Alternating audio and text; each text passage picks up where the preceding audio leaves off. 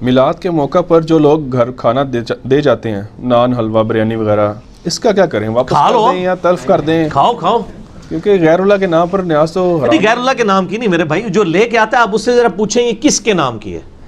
اگر وہ کہتا ہے یہ اللہ کے نام کی ہے اور نبی علیہ السلام کی خوشی میں کر رہا ہوں، ان کے اصالِ ثواب کے لیے، تو ٹھیک ہے، صدقہ خیرات تو میت کی طرف سے ہو سکتا ہے نا۔ باقی یہ کہ وہ ایک مخصوص ایام، وہ ایک بدعت والا معاملہ تو ان اعمال کے اوپر ہوگا نا۔ کھانا فی نفسی حرام نہیں ہوگا، چاہے محرم کا ہو چاہے ربیع الاول کا ہو، اگر اللہ کے نام کہنا وہ کھانا حرام نہیں ہوگا، اسے تلف نہ کریں، بسم اللہ پڑھ کے کھا لیں۔ کھانے کے بعد آپ اگلے دن ان کو بلا کے بتائیں گے آپ کا کھانا دیکھیں میں نے لے لیا تھا، اللہ کے نام کا تھا، لیکن یہ جس طریقے سے آپ نے دیا یہ طریقہ نبی علیہ السلام سے ثابت نہیں ہے۔ نبی علیہ السلام کے طریقے یہ ہے کہ آپ نے روزہ رکھ کے میلاد منایا تو آپ پیر کا روزہ رکھا کریں۔ یہ کوئی طریقہ نہیں ہے کہ آپ ان کو واپس کر دیں یا لے کے اوپر چیروں کاؤں کو ڈال دیں۔ اگر وہ کہتا ہے یہ ہے جو ہے وہ حسین علیہ السلام کے نام کا ہے، تو اس سے پھر آگے پوچھیں کہ یہ حسین علیہ السلام کے نام کا ہے یا ان کے اصالِ ثواب کا ہے، تو وہ یقیناً کہے گا اصالِ ثواب ہے، اللہ کے نام کا ہے، کیونکہ بریلوی، دیوبندی، اہل حدیث، شیعہ سارے مانتے ہیں کہ اللہ کے نام کے علاوہ کسی کی نیاز نہیں ہو سکتی۔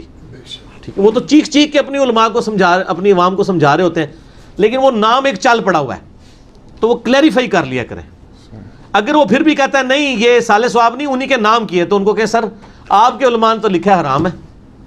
میں آپ کو ایک واقعہ اپنا سناتا ہوں، اوریجنل واقعہ۔ میں گولڈا شریف ایک دفعہ بیٹھا ہوا زمانہ بریلویت میں، ایک بابا جی آئے جی، وہ نا گولڈے کا طواف قبر کا کرنا شروع کر دیا انہوں نے۔ پہلے ایک یا دو چکر لگائے، میں نے ویسے پھر رہا کسی بندے کو ڈھونڈ رہا ہے، لیکن میں نے دیکھا تسبیح پکڑی ہوئی ہے اور وہ مسلسل چکر کاٹ رہا ہے، مجھے شک پڑا یہ تو طواف کر رہا ہے۔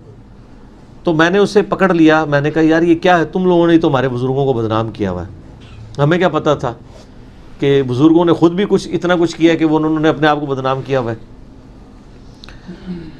تو میں نے کہا یہ کیا کر رہے ہو؟ کہتا ہے میں طواف کر رہا ہوں۔ میں نے کہا یہ تو طواف تو حرام ہے شریعت میں، تو وہ نہیں مان رہا۔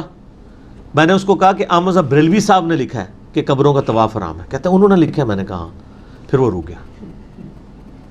تو آپ یہ دیکھ لیں ان لوگوں کا کرائٹیریا کیا ہے۔ لیکن بار شریعت آپ کھول کے دیکھیں، انہوں نے لکھا ہے قبر کا طواف تعظیمی حرام ہے، لیکن برکت کے لیے گرد مزار پھرے تو کوئی حرج نہیں۔ اٹھو مت بیٹھو، ایسی سٹیٹمنٹ دو کہ جو دونوں کو فٹ ہو جائے۔ یعنی اگر کوئی طواف کرنے والا آ جائے تو وہ کہے گی آپ نے حرام لکھ دیا، تو اس کو آپ کہیں کہ جناب آگے بھی پڑھو نا، لکھے ہے کہ برکت سے جائز ہے۔ اور اگر کوئی کہے آپ نے کیا لکھ دیا برکت کی جائز، وہ کہیں گے پیچھے پڑھو لکھے حرام ہے۔ ایک ٹکٹ ہی دو مزے۔ یہی حال محنت المفنت میں ہے کہ ہم قبروں اور بزرگوں کے سینوں سے فیض لینے کو غلط سمجھتے ہیں، البتہ جو جائز طریقے سے ہو وہ ٹھیک ہے۔ اب یہ پوچھیں قبر سے جائز طریقے سے فیض کس طرح لیا جاتا ہے؟ مطلب کوئی ادھر ویب کیم لگایا جاتا ہے، کوئی فون کال ملائی جاتی ہے؟ یہ سٹیٹمنٹ اس لیے کہ اگر کوئی کہنا آپ قبر پرستی سکھا رہے ہیں تو ان کو کہیں کہ ہم نے تو لکھا ہے کہ جی قبروں سے فیض نہیں لے سکتے۔ اور اگر کوئی شخص یہ کہے کہ جی آپ نے تو لکھ دیا کہ قبروں سے فیض لینا جو ہے وہ حرام ہے، تو وہ اس کو یہ جواب دیں کہ نہیں دیکھیں نا، ہم نے تو کہا ہے کہ جائز طریقے سے لے سکتے ہیں۔ اور طریقے کیا ہیں وہ میں نے ریسرچ پیپر نمبر 6 میں لکھ دیا ہے کہ کیا کیا طریقے ان کے بزرگوں نے اڈاپٹ کیے ہوئے۔ ٹھیک ہو گیا، دونوں ہی چیزیں باتیں ہیں۔